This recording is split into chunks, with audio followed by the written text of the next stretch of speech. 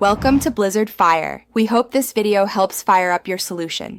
You begin by lining up your corner-to-corner squares so their diagonals match. This prevents twisting later.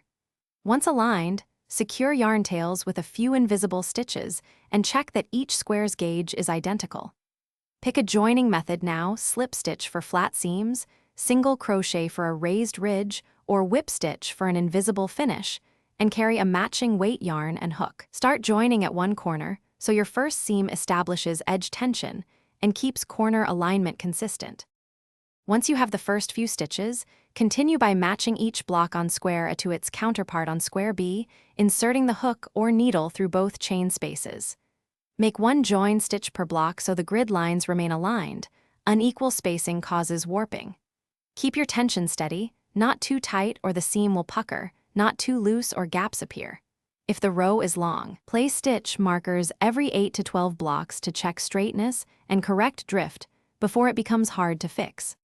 To finish, secure the final stitch and weave ends into the adjacent blocks so they lie flat. Then trim excess and gently block the joined section to relax the yarn. If you see warping or an uneven edge, don't panic.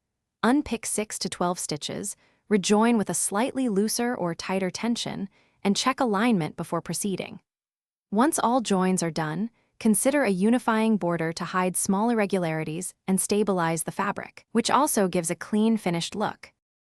Thanks for watching. If you found this helpful, don't forget to like and subscribe.